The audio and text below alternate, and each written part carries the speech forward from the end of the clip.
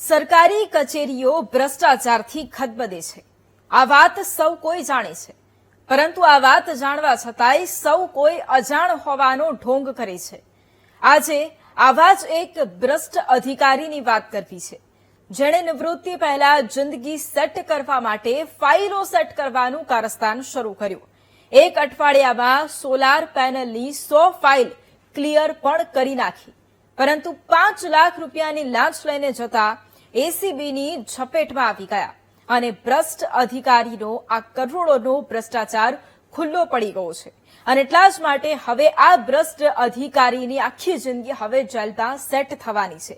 તેની સામે કાર્યવાહીની શરૂઆત કરી દેવામાં આવી છે અને હવે આગામી સમયમાં કેવી રીતે તે લોકો સાથે લોકોને ધમકી આપી અથવા તો તેમની ફાઇલ ક્લિયર કરાવવાની વાત કરી અને ભ્રષ્ટાચાર આચરતો હતો, કેવી રીતે તેણે ભ્રષ્ટાચાર આચર્યો છે, અત્યાર સુધી કેટલા લોકોને આ રીતે નિશાન બનાવ્યા છે, તેના વિશે આગામી સમયમાં અનેક ખુલાસાઓ થવાના છે. તેની સાથે સાથે આ જે ભ્રષ્ટ અધિકારી છે તેની સાથે સાથે કોણ સંડોવાયેલું છે તેના સામે પણ હવે અનેક ખુલાસાઓ થવાના છે.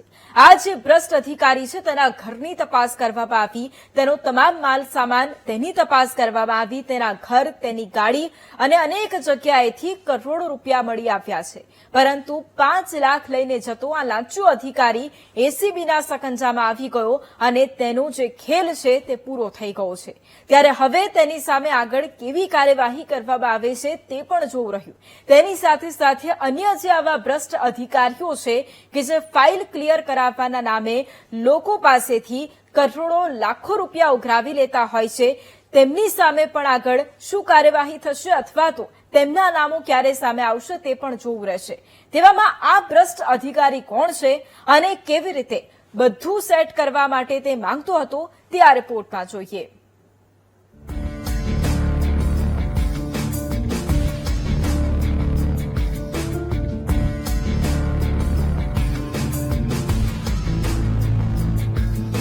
લાંચિયા ક્લાસ 1 અધિકારીને ન જોયા હોય તો આજે જોઈ લો.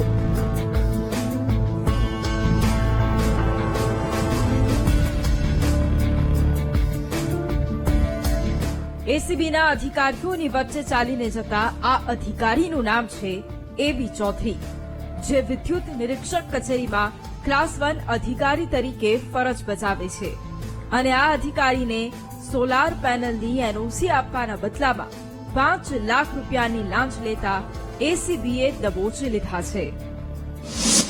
નિવૃત્તિ પહેલા જિંદગી સેટ કરવાનું સપનું, એક અઠવાડિયામાં સોલાર પેનલની 100 ફાઇલ ક્લિયર કરવાના 5 લાખ રૂપિયા ઉઘરાવતો. સુરત ગાંધીનગરના મકાનમાંથી 2.64 કરોડની મત્તા મળી, 1,76,00,000ની રોકડ, 88,82,000ના આભૂષણ મળ્યા. ગાંધીનગર અને સુરતમાં પોતાનું ઘર, કરોડોની રોકડ ઘરમાંથી મેળવી. રંગે હાથ ઝડપાયો ત્યારે કારમાંથી 5 લાખ રૂપિયા રોકડા મળવા આ જ દર્શાવે છે કે અશ્વિન ચૌધરી લોકો પાસેથી કેટલો તોડ કરી રહ્યો હતો. હાલ તો એસીબી અશ્વિન ચૌધરીને ઝડપી અને સમગ્ર કેસમાં તપાસ હાથ ધરી છે. વિદ્યુત નિરીક્ષક છે અશ્વિન બી ચૌધરી. તેઓ જે સોલાર પ્રોજેક્ટ છે તેમાં સ્થળ તપાસ જરૂરી હોવા છતાં સ્થળ તપાસ નહીં કરી અને સ્થળ તપાસ કર્યા વિના એનઓસી ઇસ્યુ કરે છે અને તેમાં મોટા પ્રમાણમાં લાંચ મેળવે છે.